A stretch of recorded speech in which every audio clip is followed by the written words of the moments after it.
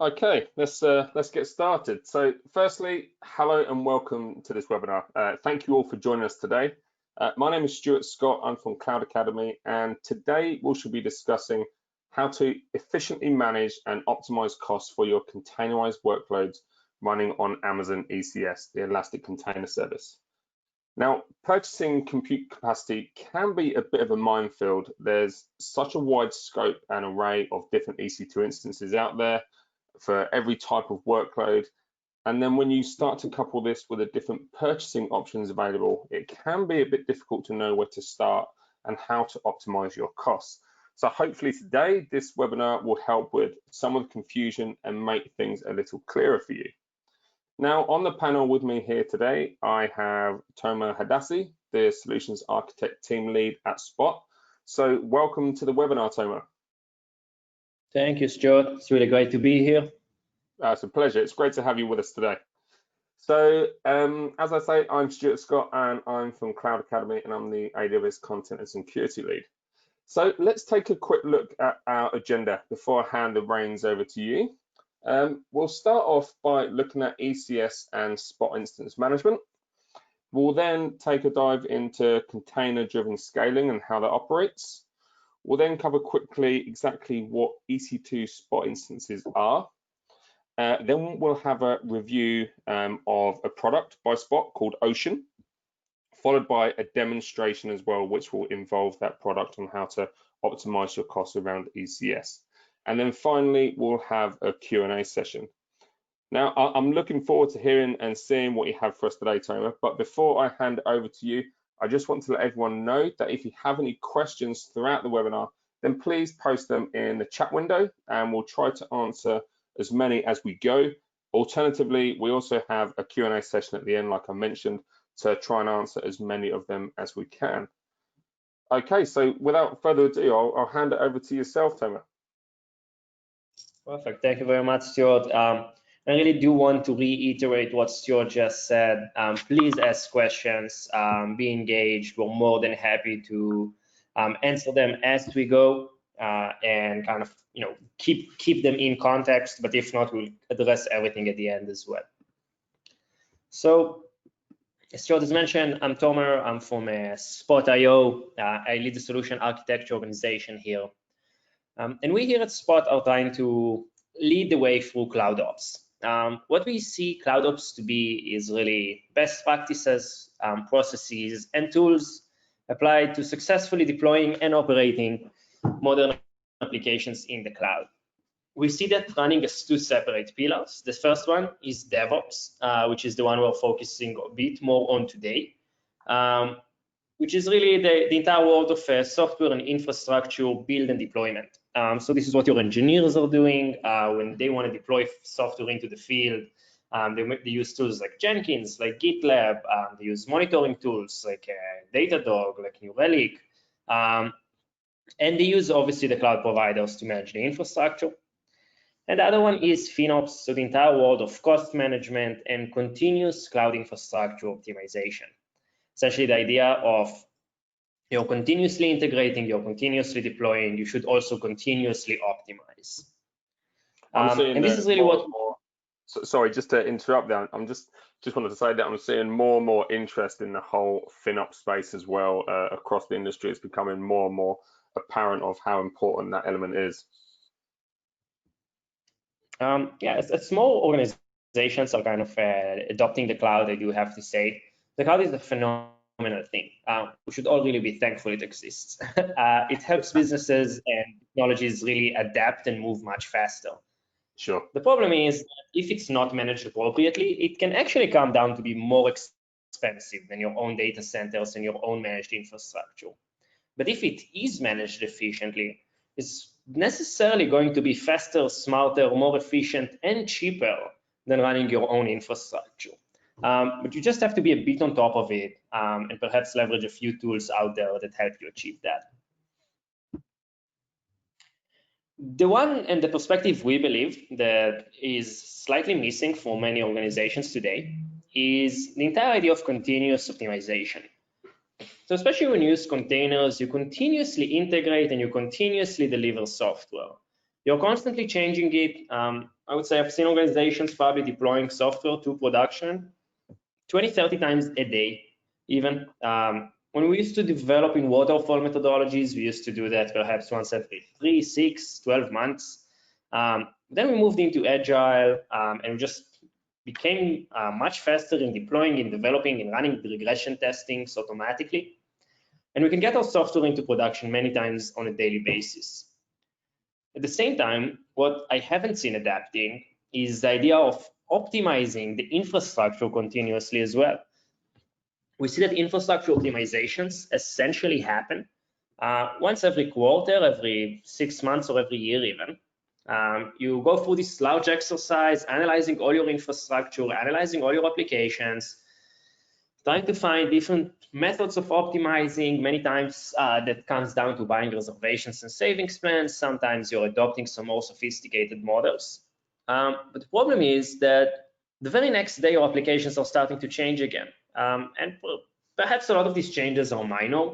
So over the next day, week, or month, the optimization you've done is still very effective. But over a few more weeks or a few more months, those incremental changes together become a really big one. And you have to go and optimize infrastructure again. So we truly believe that infrastructure should be continuously and dynamically optimized and be application driven. So the entire notion of application driven infrastructure. A bit more about us. We are deployed worldwide in over 50 countries, and we work with enterprises and small, medium businesses to help them understand and adopt continuous optimization models. Today, we do want to focus on ECS specifically and containerized optimization and how we do that using spot instances and managing the entire ECS infrastructure. So first of all, I want to talk a bit about the ECS itself. So really, every container orchestrator is split into two pieces. The first one is the control plane. So control plane manages all kind of the scheduling of containers, making sure they're sitting on the right, in ECS's case, container instances, they're load balanced appropriately, they're auto-scaling appropriately. And then you have, on the other side, your data plane.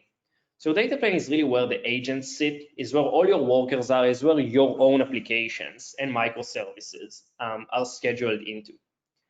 And I think an important thing to understand here, and that really is the core to a lot of the issues we're going to discuss today, is that, yes, ECS has been built by AWS, but it's been following traditional container architectures, which have initially been built to support data centers.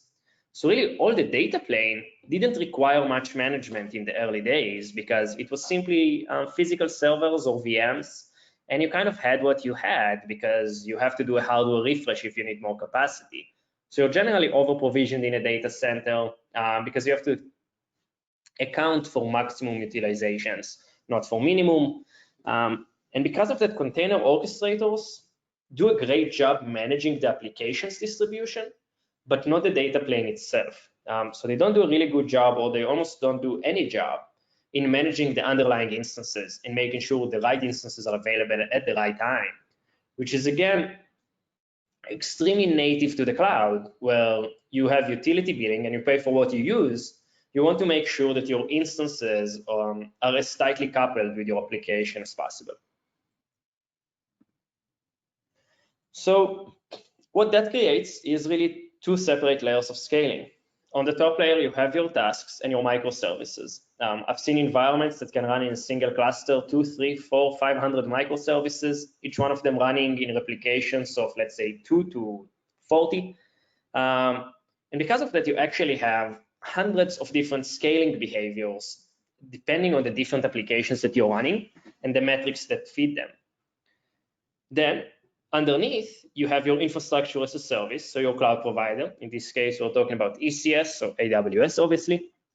And you're using scaling policies that are trying to analyze what's going on in everything on average and scale out infrastructure that is pretty homogeneous and identical to itself.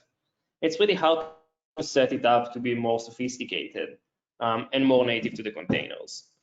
So we'll have to deal with those two layers and make sure that they're as tightly coupled as possible to to own our costs. Now, the top layer scaling is the ECS services that they're auto-scaling. Every service manages tasks underneath.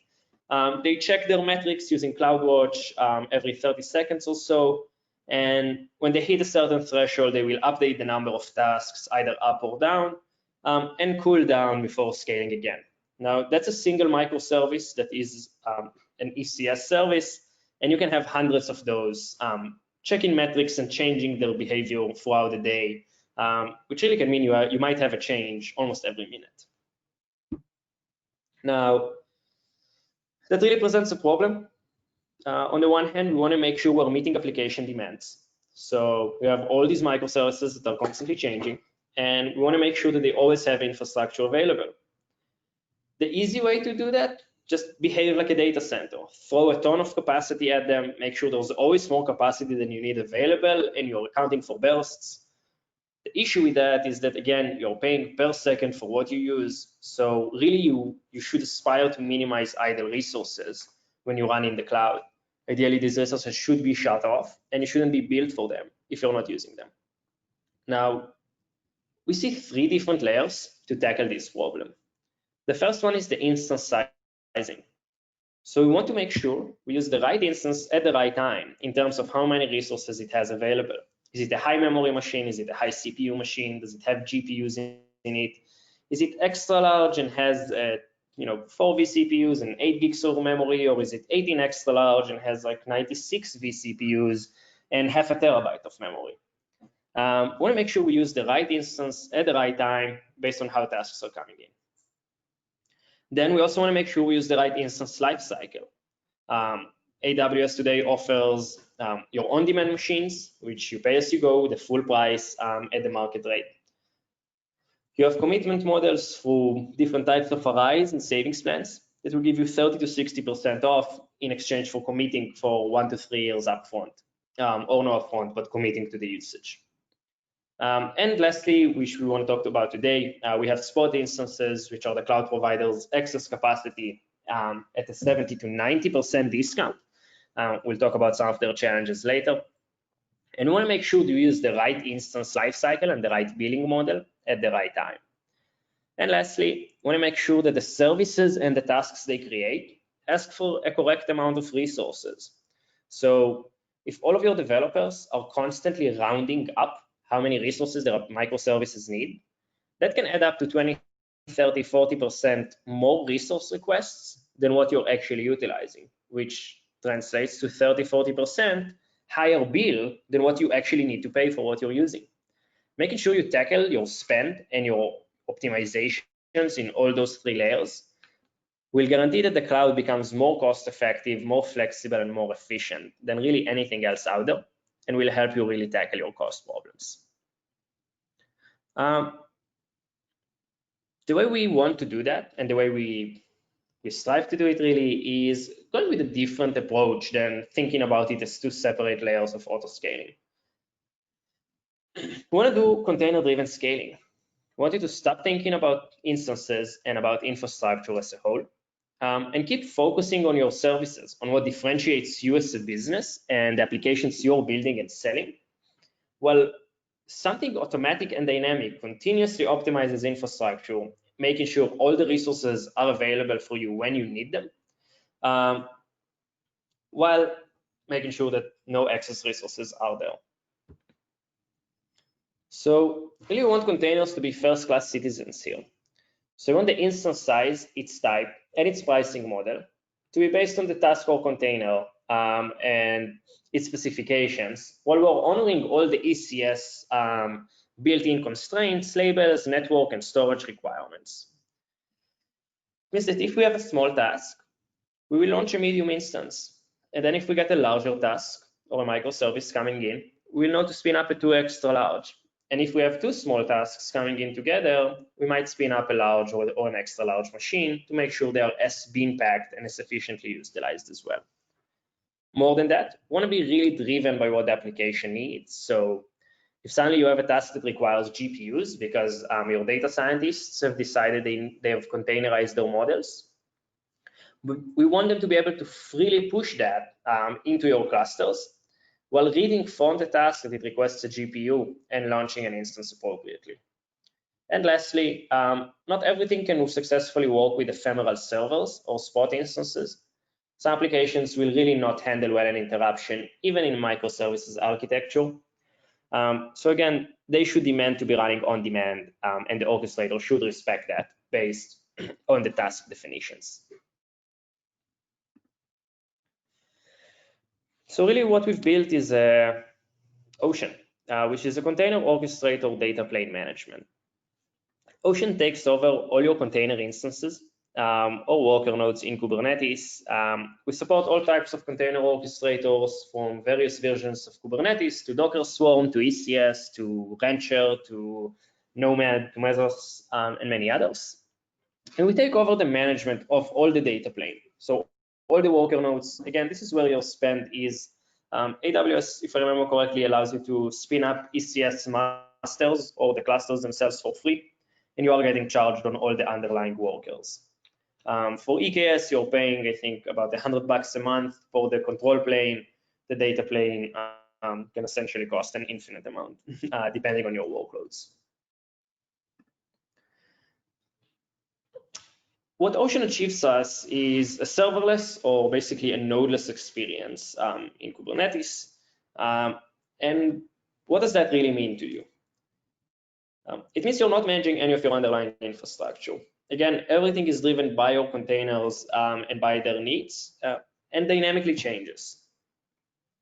It means you're scaling by request on real-time requirements. That means your cluster might scale up and down every few minutes based on how your microservices are behaving, because again, there are hundreds of them, and changes in the cluster happen regularly. Because we're in the cloud, we want to have utility billing, so you only pay for what you use. We eliminate as much waste as possible and prevent excess reservations that are unnecessary. We want to be able to scale to zero. Obviously, your production environments probably never will, but your non-production environments should be able to do that. If no one's working on them at night, there's no reason for you to keep paying for them. And we want to scale fast because we're staying so tightly coupled with our containers. Let's say they suddenly burst from 1,000 or 2,000 tasks up to 2,500 or 3,000. We want in a single event to see the sum of all these requests and take action and immediately scale up for all of them. We don't want to do this step scaling that will answer 150 tasks or anywhere between 100 to 200 tasks at a time, cool down for a few minutes and then do it again, because we want to be able to burst when necessary. I want to quickly talk about some of the numbers behind this. So you're probably asking yourself, what can I really achieve from that? Is this really worth all this overhead, all this headache? Why can't I just throw some capacity on it? So let's look at some numbers. We take a task that requires 6.5 gigabytes of memory and 1.5 vCPUs. And we try to use the same instance family at different sizes. At an M5 large, we can feed up a single task. It's going to use up 81.25% of our memory and 75% of our CPU. Because of that, there's no way we can put another task on it. So we're pretty much, from a unit cost perspective, paying the entire instance price. So about 9.6 cents an hour. That's the on-demand prices. Let's say we have two tasks and we go up one instance size. So we get twice the resources from the instance and we're paying exactly twice as much. And we're getting the same efficiency out of it. Again, 81.25 and 75 on the CPU. So the unit economics stay the same, 9.6 cents an hour. If we go up another instance size, suddenly we're getting twice as many resources, we're paying twice as much, but we're able to put there 2.5 times as many tasks on it. So suddenly we're able to get to 98.44% utilization on the memory and 93.75% utilization on the vCPUs. And because of that, we're able to reduce the unit economics, or the cost per task per hour, to 7.7 cents, or about 20% cheaper. We're not talking here about any spot instances yet. We're not talking here about right-sizing the tasks. We're just talking about using flexible instance sizes that can be as efficiently bean packed as possible. Now, again, when you have hundreds and thousands of tasks, you need to constantly make these calculations in the cluster to figure out what's the best makeup of instances to get the highest efficiency. Here's another example, going from a high memory to a high CPU machine. Sorry, vice versa, from a high CPU to a high memory one. Again, that pod takes up 81% of the CPU, of the memory, but it only uses up 45% of the CPU. And it pretty much wastes all that CPU unless you happen to have a task that's the reverse size of it. So again, about 17 cents an hour to run that task. We switch up to a high memory machine, understanding that the ratio of this task is closer to the M family. We get the same utilization on memory. We increase the instance cost because we're using the same vCPUs by only about 10%, and we're getting twice the utilization of CPU. So the cost per task per hour is down back to about 9.6 cents, and that's about 43% cheaper in this case. Now, Stuart, have we been getting any questions so far? Not at the moment, no. Nothing's coming just yet. Okay. I think you're answering everyone's questions as you go. So really, what we want to talk about next is what are EC2 spot instances? So as I mentioned, spot instances are the excess capacity in the cloud providers. The way we want to think about it, so we've spoken, or I mentioned in the beginning, how data centers are always ready for their maximum utilization. And really, the cloud providers have the same problem. Not only that they are constantly selling more cloud capacity and they are constantly getting more users into their platforms, they also need to be ready for a moment where almost all their users, all at once, require to get to their maximum capacity. More than that, an event like shelter in place that the world has been experiencing over the past few months makes so many more things move online. And we see companies in the gaming space, in the video conferencing space, doubling, tripling, quadrupling their infrastructure in a moment's notice, really. And the cloud providers commit to be able to always allow you to do that, which is amazing. But that means they have a lot of waste in their data centers too. They're paying the electricity, they're paying for the real estate, they bought this hardware, and they want to make something out of it.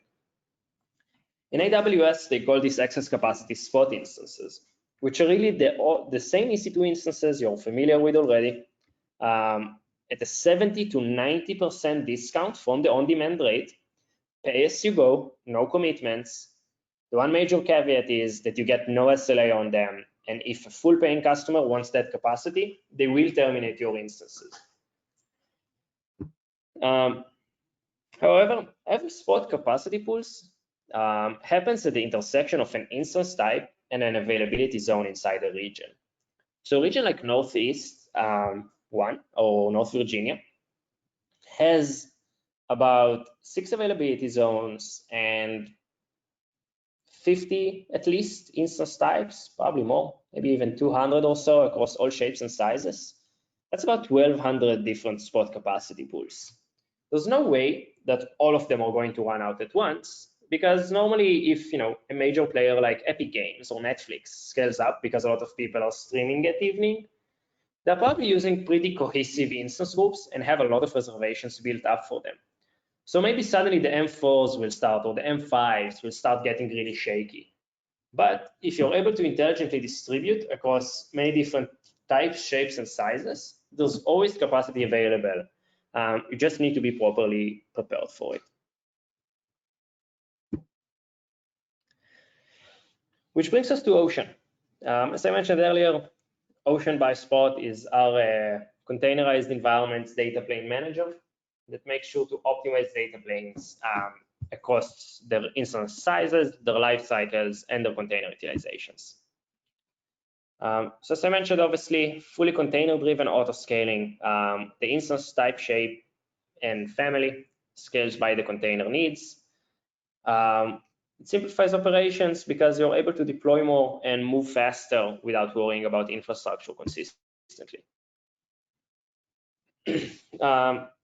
As I mentioned, it handles all the auto-scaling of infrastructure infrastructure and the utilization of resources by constantly bean packing and choosing the right instances at the right time.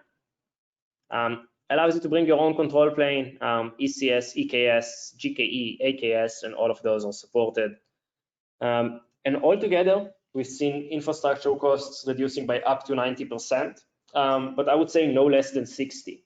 So anywhere from 60 to 90% savings compared to how your clusters are running today.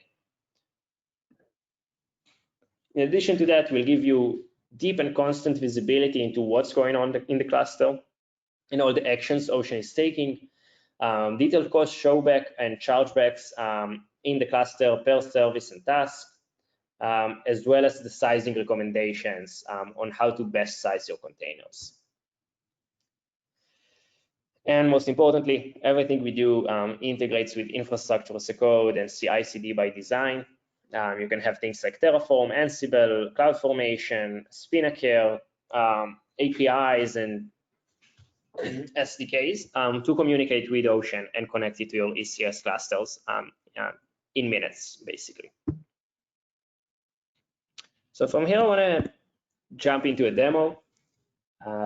Again, if anyone has any questions, you're curious how this would look in your specific environment, feel free to assume that many other people on this call are thinking the same. So feel free to throw these questions on chat. Happy to discuss even things that are a bit more specific to your use cases.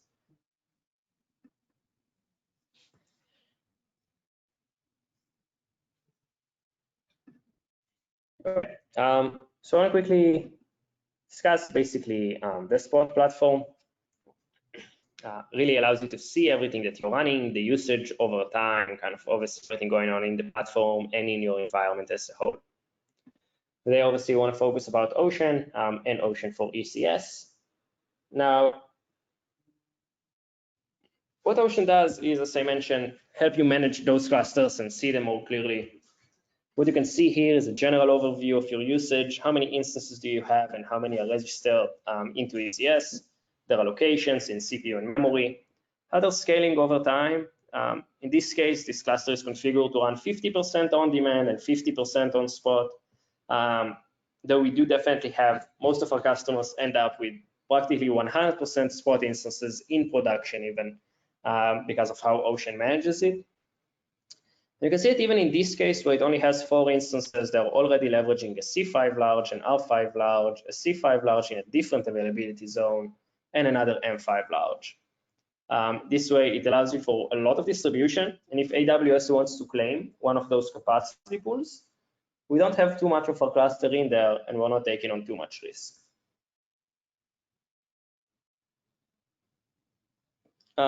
Everything you see here, again, completely driven by Ocean, completely driven by containers, completely driven by ECS. If I'll press any one of those instance IDs. Just while that's loading, we've just had a question come in, just saying, when is there a plan for a feature for Spot to have a button to auto resize? I'm sorry, could you repeat that? Is there a plan for a feature for Spot to have a button to auto resize? So Ocean does that automatically. So you don't really need a button. Ocean continuously essentially resizes your instances. If you're talking about the task right sizing, then yes, that is in the works to be automated as well. It's already available in beta for Kubernetes, where we basically capture your tasks or your containers as they're being deployed, and we reconfigure the requests based on how efficient they are. Right, thank you. Awesome. So again, we go to the container instances. If you press an instance ID, we get to see it immediately in the AWS console. You get to see all the tags attached to it. All the description. You can see that its life cycle is Spot instances. More than that, we can go to the container instance configuration. We can see what's running in it, how it's allocated, which tasks make it up, and how efficient they're running. You can see from here all of our tasks go to any task. see which service it belongs to, go to the service itself, see how it's configured, how many tasks it has running, how they've been running over time, the task configurations via JSON. In cost, we get, as I mentioned, the detailed showback per service and the tasks underneath it and how they're costing us.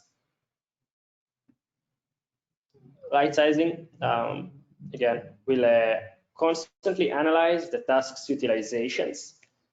So let's say you got an application, it requests about 4 vCPUs. In reality, we notice that it spikes at 3.1 vCPUs at the maximum.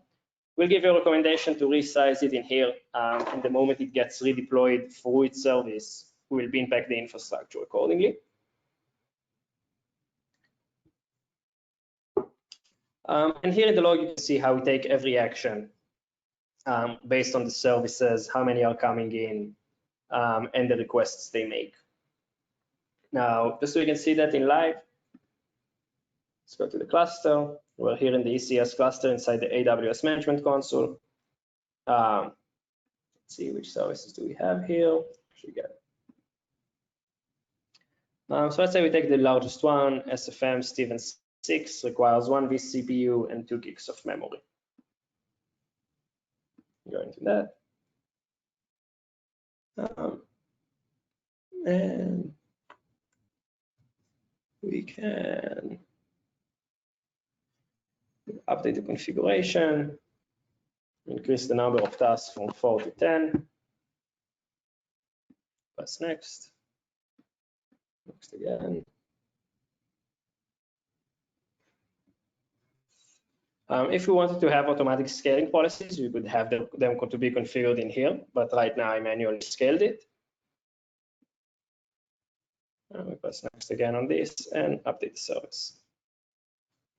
Successfully updated. And now we can see how this service is essentially launching more tasks. It has 4 running, it has a desired of 10, and it's soon going to be pending 6 of them.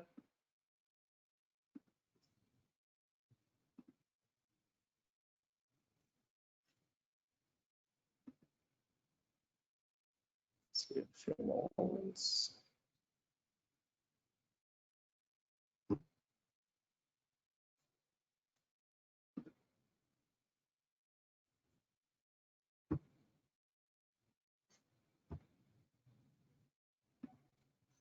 Again, in the meantime, if anyone has any questions or thoughts, please feel free to follow them. We just had one come in just as you said that. It says, do we have an option in Spot to limit the number of pods per node? So what we can do is, this is an ECS scheduling configuration at the end of the day. The ECS master or the Kubernetes deployment will decide how many go per node. But in Ocean, one of the nice things is it's really easy to configure things like that. So you can make sure that your nodes are no bigger than 16 vCPUs and no bigger than, let's say, 28 gigs of memory. And that will really, press next in here. We can see it here in the JSON that it removes from the whitelist any very large machines. And this can limit basically how many pods or tasks land on an instance. Otherwise, this is an orchestrator level configuration. So you can make sure in, let's say in Kubernetes, that during the bootstrap, it limits the maximum pod count in a node to 20 or 30. But it's the Kubernetes scheduler that's eventually going to bin pack them as much as it can. So we can't actually control it from the instance configuration, but we can limit the instance size to respond to that accordingly. Okay. We just had another question coming. Are you looking at nodeless Kubernetes technology to avoid bin packing inefficiencies? Are we looking at what? Sorry? Nodeless Kubernetes technology. So we are basically the nodeless Kubernetes technology. We enable you to So I think something really important to mention, to talk about when we talk about serverless or nodeless, is that there are always servers. They're never going anywhere. When you run a Lambda, or when you run a managed database, or when you run anything like that, there's always servers there at the end. The question is, are you managing them, or are they just available for you to run your workload as you wish? And we are able to achieve that with Ocean, that yes, there are still EC2s underneath your cluster, but the experience you as an operator and your developers have is completely nodeless. We make sure you see everything that's going on, you have complete visibility and control over it if you'd like, but really it is a nodeless experience. All nodes are being launched, or all container instances are being launched based on the application requests in terms of CPU, memory, any taints, tolerations, and limitations that they have on the container level. And then they register to the cluster, and you don't really need to do anything about it. So Ocean really enables you to work in a serverless way. We're not leveraging any external technologies like Fargate to achieve that. We achieve a pretty similar experience by managing the nodes for you.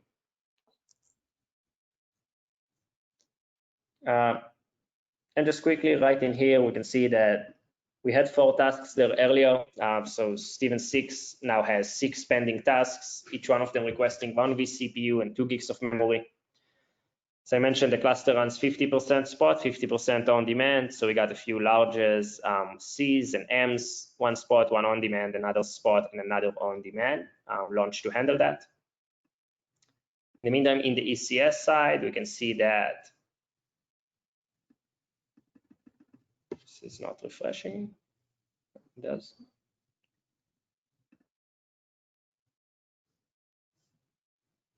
Interesting.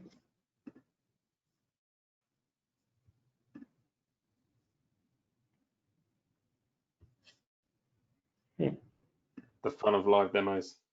Yeah. But hey, the AWS side of things.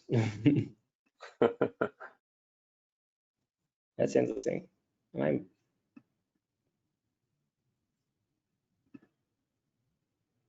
So I think container instances are probably still launching. Yeah. So it's still finishing. They're still bootstrapping themselves, and then once they do, probably the tasks will start scheduling. But you can see basically that Ocean launched all of them, making sure that there's capacity available, even before the tasks were fully ready to go. It basically saw the change in the service itself.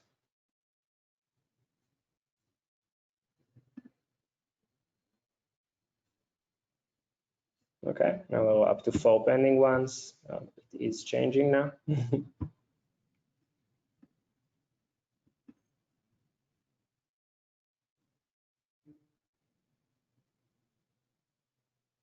Okay. Some of them already got scheduled. We can see that now has 4 running and 4 pending.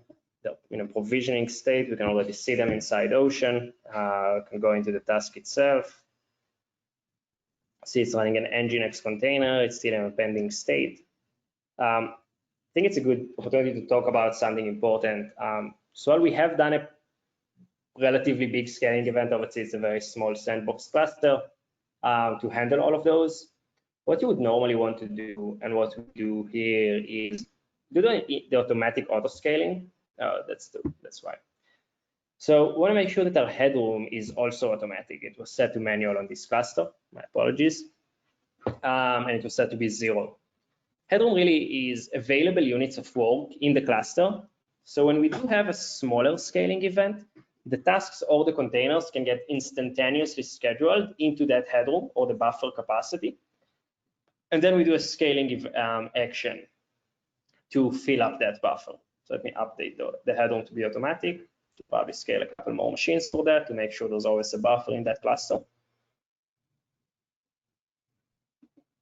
Well, this finishes scaling. If there are no questions coming up, so I do want to quickly show everyone what it means to connect an ECS cluster to Ocean. We'll create an Ocean cluster, which again is your data plane manager. We will join an existing ECS. We'll choose the region. In this case, I have one running in Oregon. Test. choose an ECS cluster, we'll press next.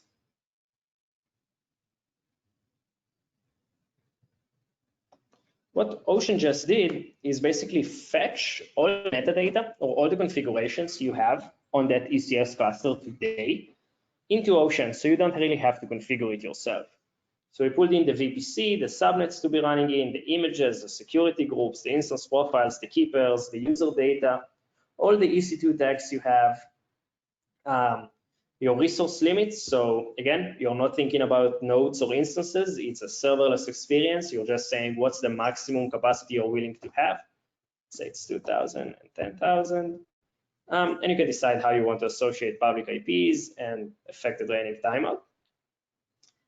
And that's pretty much it. We'll press next and create, and we're done. Ocean will start managing all your container instances from there. It will seamlessly read the requests from your services and tasks, and will handle all scaling. And we can see here in JSON all the configs. Now, I do really quickly want to talk about the machine types. So we saw that earlier. By default, we open up all types, shapes, and sizes because we will use them as we wish. And as we see the most efficiencies in the spot capacity pools. That being said, you can definitely limit those to only the ones you want to be running with, and kind of have a smaller list in here with older and even the M6Gs that recently came out are already available.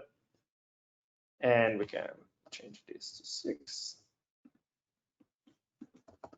this to 8, and then if we press next, we'll immediately see the more limited whitelist for the instance families I left on, and for anything that has up to 6 vCPUs and 8 gigs of memory in it. That really is as simple as that to connect your ECS cluster to Ocean and to stop managing infrastructure and immediately get everything you have running on demand, move over to spot instances, and everything leveraging your existing reservations will continue to leverage them as they are. So I mentioned how cheap spot instances are, but obviously if you already purchased reservations, you want to make sure we utilize them and enjoy the benefits of the commitments you've already made. So I've got a question here. How does Ocean collect ECS metrics for sizing recommendations, and which metrics does it collect? Yeah, so Ocean connects to CloudWatch metrics really inside AWS. So it's all through the metadata of them. We look at the CPU, we look at the memory, and then we push out recommendations, still collecting data in this test cluster. And we push out the recommendations on how to right size it. It takes about 4 to 7 days of a running cluster to aggregate those metrics and data, because obviously we don't want to recommend you shrink down a task based on a few hours of running, because it might behave differently throughout the week. So we take a few days of a buffer. Cool. Okay, in the meantime, we can see how the task count for Steven 6 is already 8 are running and 2 are pending, and it's getting closer to its desired 10. We can see in Ocean how we have more instances running, again, maintaining the spot to on-demand ratio, getting those instances pretty well being packed on, especially on the CPU, which is, by the way, a lot more expensive than memory in itself. And we can see that reflected in the service on Ocean here as well.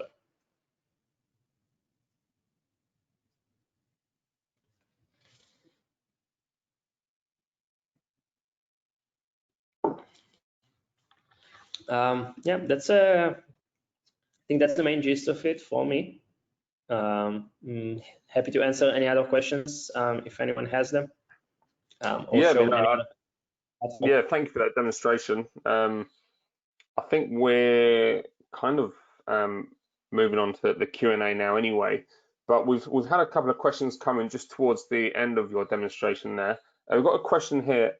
After setting up my ECS cluster in Ocean, how long does it take before recommendations are ready? So it takes about 4 or 5 days of analyzing your existing services and pushing out a recommendation. Again, we want to make sure that we get a decent amount of time. We don't want to go too crazy and wait for weeks, but we also don't want to do it in hours we need a good amount of data to kind of be confident, because at the end of the day, if your task is asking for 4 vCPUs and then over a 10-hour period, we see it never spikes up over 1.5, and we tell you limit it to 2. But really over a week period, it can spike to like 3.1. Then we want to be at that 3.1. We don't want to let it fail. Sure. So about 4 to 5 days. Okay, and we have one more question here. Do you see a lot of companies making the shift from ECS to Kubernetes? If so, then why and when? That's a great question. So yes, generally I do see a lot of companies feeling like they need to get on that Kubernetes wagon. It's kind of like the hottest new buzzword in the industry almost, and kind of if you're not doing Kubernetes, you're not cool. So we're seeing some of them do the shift, but to be fair, I see many of them choose very consciously not to. Kubernetes is a lot more robust, and if you want to build a large enterprise-ready container platform that can support a ton of edge cases and stateful environments, and all those limitations, this app not next to this app, and this we did that. Kubernetes has some more flexibility there and gets constantly updated. So I see these companies adopt Kubernetes. Also, you have all the open source versions where you can kind of modify security and make all the changes you want by yourself. I would say that if you have a smaller organization or like a startup with a couple dozens of developers around, ECS is more than robust enough to support your needs. And if you're already using it, it's not necessarily worth the effort of moving over to Kubernetes just yet. Excellent, great. Thank you very much. I think that's all the questions that have come in and have been answered. Done a great job of attacking those as you've been going through your demonstration, so appreciate that. So that brings us to the end. Again, thank you all for joining us today, and a special thanks to you, Toma, for everything that you just covered in your slides and also your demonstration. Personally, I found it really interesting to hear how ECS and spot instances can be used to help drive cost optimization when used efficiently and effectively. And also, it was great to see that practical demonstration of Ocean as well. So thank you very much. If you'd like to learn more about Amazon ECS, then please feel free to take a look at our related content, including courses and hands-on labs here at cloudacademy.com. Just before I close up, Toma, do you have any final remarks? I guess I have forgot to mention, my apologies, that Ocean also handles everything spot instances around containerized environments. So we do make sure to handle all the replacements, to gracefully drain them, to make sure that there's always capacity available. And even though we're using that excess capacity that AWS gives no SLA on, through our platform, we're able to achieve a 4.9 uptime and availability for your workloads. And as Stuart mentioned, if anyone has any questions or curiosity, you can always jump into Cloud Academy and learn a lot more about these technologies. And if you already are a user of them and you're interested in seeing how to leverage some of our capabilities, don't hesitate to reach out to me via LinkedIn or any other method you can find. Great, thank you very much.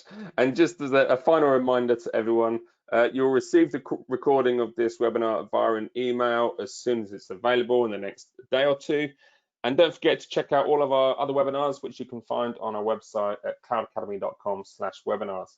So thank you very much to everyone, and goodbye.